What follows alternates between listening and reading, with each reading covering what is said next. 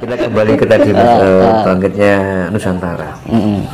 Seperti yang saya singgung di awal tadi Mas, bahwa ada candi yang muncul yang melebihi Borobudur itu. Bahkan juga ada juga yang mengatakan bahwa nanti akan munculnya kembali kerajaan-kerajaan leluhur. Bisa juga Majapahit, terus kerajaan kalau nggak salah Jenggolo itu kan akan muncul kembali. Nah, saya ingin tahu dari Mas Kinus, apakah itu memang benar akan jadi seperti itu nanti kalau sudah bangkitnya Nusantara? Ini sama saja akan kembalinya kejayaan Lemuria. Itu jadi bukan hanya Majapahit, Lemuria bangkit semua. Ya kan?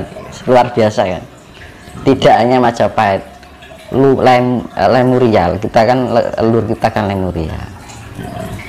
Ya bedanya Lemuria dengan Atlantis, ya beda sama halnya negara timur dengan negara barat gitu aja. Atlantis itu lebih dominan segala keilmuannya yang sifatnya kematerial lah kan, ya kan, lebih menggunakan sifat-sifat yang eksternal gitu loh, teknologi yang eksternal gitu loh. Tapi kalau Lemuria teknologinya yang sifatnya dibangun dari potensi yang ada di dalam diri, yaitu sifatnya internal. Jadi menggunakan intuisi, menggunakan kecerdasan yang sifatnya yang dari dalam diri. Mbak, kayak wong Jawa ini ki Mas. Makanya wong Jawa ki turunannya wong Lemuria. Nah, Atlantis itu lebih condong teknologi yang sifatnya eksternal, kayak alat-alat nul. Nah, itu. Podo dulu sampai sekarang wis kaya Pandhawa karo Kurawa. Nah, ini yang bangkit lagi ya sing diarani Jawa itu ya Lemuria. Nah, itu karena apa? Nanti akan banyak yang situs-situs yang mungkin lampau itu tumbuh kembali karena tekanan dari pribumi ketika itu. Zaman akhirnya Lemuria itu diarani tsunami Nabi Nuh gitu Mas. Ini zaman akhirnya Lemuria. Tuh. Nah, waktu itu banyak tanah yang tertimbun karena terpaan laut. Akhirnya yang situs-situs yang dulunya yang didirikan oleh Lemuria itu tertimbun karena terpaan air laut yang sangat luar biasa. Nah, besok ini nanti karena tekanan magma yang dipengaruhi oleh ring of fire ya, atau cincin Pasifik itu, ada penekanan suhu atau magma dari dalam perut bumi, ya akhirnya benda-benda yang tak tampak menjadi tampak. Tuh. Terus termasuk logam-logamnya. Ya, munculnya benda-benda leluhur, jadi katakan logam-logam atau harta karun yang tertimbun, bahkan warisan-warisan leluhur yang tertimbun. Apakah nanti munculnya bareng dengan kongonya Ratu Adil, Mas?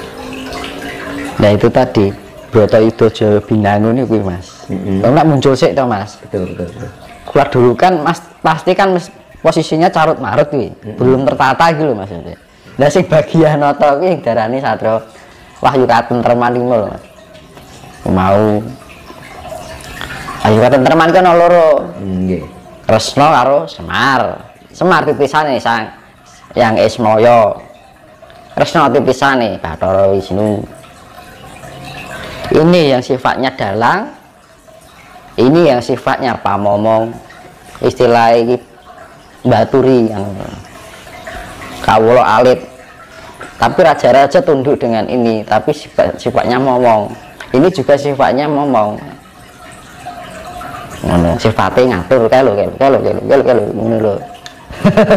Makanya di dalam Bratayuda Semar itu kan otaknya cerdas. Kayak ini kan penuh dengan teka-teki dan taktik. Nah itu. Nek Semar bagian sing njejeki sing menggo. Kan ngono lho. Jati ger tempat jati ndoro kan ngono sifate. Nek Semar bagian duduke misalkan kaya poco paesan ngerti sik sadurunge winarah bakal ngene ku dadi ngene wis diatur karo dheke. Kan ngono. Nek Semar bagian ngilik-ngilik ke itu berkaitan dengan yang bojo ya dengan Sabdo Palon, Oyo Kinggong, itu selalu berkaitan terus dari zaman ke zaman. Setiap pergantian peradaban itu terus. Mungkin di dalam Lemuria dulu istilahnya beda lagi, bukan Semar. Bisa jadi diarani Nabi Sulaiman yang ini Mas, terkait dengan Sabdo Palon, Oyo Kinggong dengan Eyang Semar, apakah Sabdo Palon itu juga merupakan sanepan atau sosok sifat manifestasi dari sifat Ibu Pertiwi, bumi, bukan sosok ya? Itu bisa diimajinasi dalam bentuk sosok. Dewa-dewa apa ya enak tuh kan jiwa nih teman. Kan dewa kan manifestasi tuh kayak Wisnu itu kan manifestasi dari atmosfer. Jiwane dari atmosfer itu bisa diimajinasi dalam bentuk sosok. Karena leluhur kita sudah membuat misalkan enek patung Wisnu apa wayang bentuk Wisnu ya, akhirnya kita imajinasi berdasarkan apa yang kita lihat semenjak dari lahir kita sekarang sampai sekarang, ngetini Wisnu bentuk ngono akhirnya terimajinasi dalam bentuk itu. Misal dibentuk dalam bentuk lain masih imajinasinya ya seperti yang lain itu. Jadi mengikuti imajinasi memori otak kita. Jadi kalau kita mempelajari ilmu spiritual juga intelektual kita, tingkat kecerdasan dan kesadaran kita juga dipakai, itu yang namanya tingkat kesadaran. Jadi benar-benar kita detail itu. Kadang-kadang orang bingung iki kok iso bentuk sosok, karena sosok itu termanifest. Kita mendapat informasi jiwane, misalnya jiwane atmosfer iklak Wisnu, kita seakan-akan komunikasi, iya. Karena kita sudah ada gambaran sejak kecil, misalnya lihat patung Wisnu bentuknya terimajinasi dalam pikiran otak kita. Nah, ya kita menggambarkan, kita padahal ngobrolnya karo atmosfer. Alam itu bisa diajak ngobrol. Tapi biar kita komunikasinya lebih mudah, kita harus diwujudkan dalam sebuah imajinasi yang kita tahu berdasarkan sejarah, tapi kita melihatnya tidak sosoknya itu, tapi jiwanya. Tapi zaman sekarang orang melihatnya sosoknya, tapi bukan kandungan unsur yang ada di dalam sosok itu. Ini mau saiki nol nyawangi sosok. Nah akhirnya ranya kok nek sing disawang kuwi pikirane dhewe. Ya iki lho. Halusinasinya dhewe.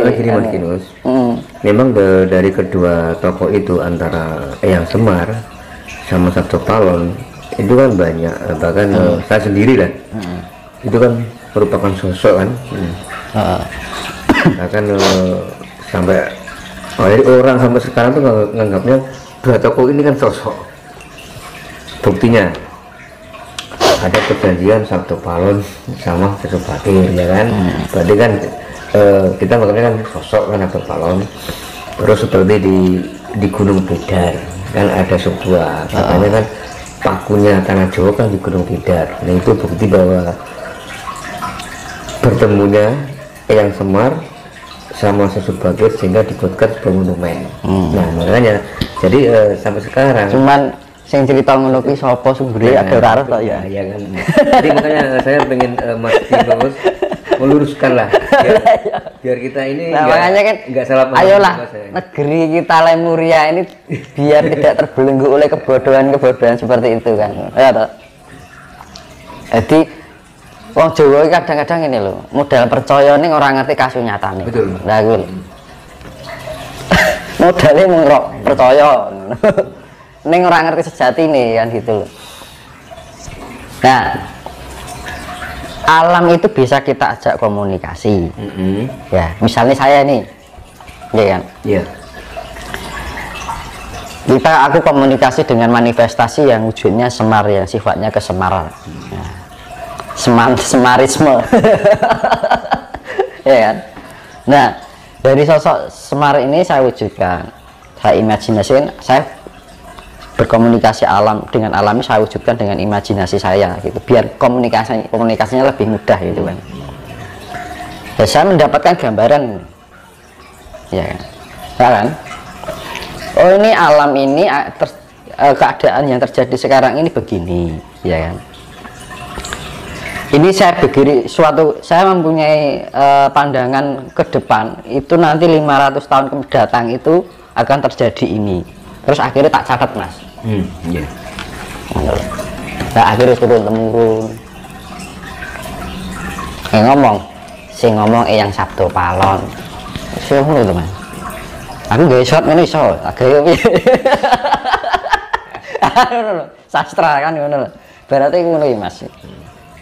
Gampangannya gitu sebenarnya. Jadi kita diberikan otak ya. Kita mau jangan asal percaya gitu. Aku pun juga misalkan ada pemahaman gitu, ya cek tak goleki. Misalnya contoh gini, saya coba ini ya. Di dalam diri kita itu ada unsur listrik kan. Saya melakukan eksperimen. Misalnya ini akuarium ada ground, jadi aliran listrik yang kecil gitu loh. Kalau kayak komputer kayak senggol-senggol nak krem kan, nah itu kan. Itu saya coba ya, tak sobek sedikit ini ya. Ya satunya utuh, kan? Nah ketika kita yang utuh ini yang nggak sobek ini dimasukkan di ground itu, strumnya mau singkring gitu, sedikit kayak geringin.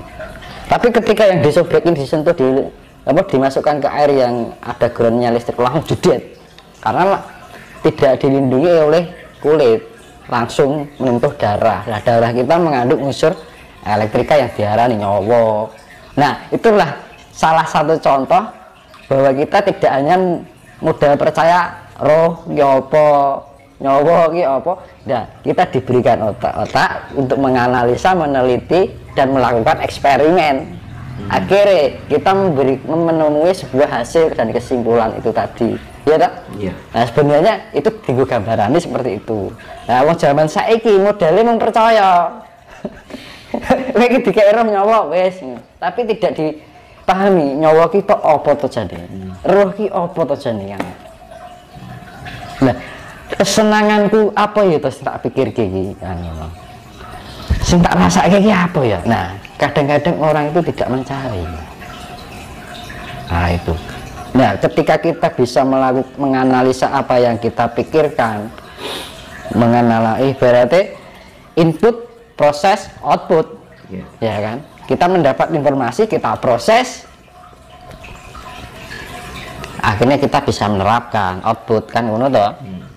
Dan nek monggur percaya tok beleng, iki mau bermanfaat ora, merugikan ora, asal makan aja kan, ngono loh. Jadi iki pelem ya, iki mbuki enek racun apa ora dipangan, ora diteliti sik ngono lho. Kan gitu.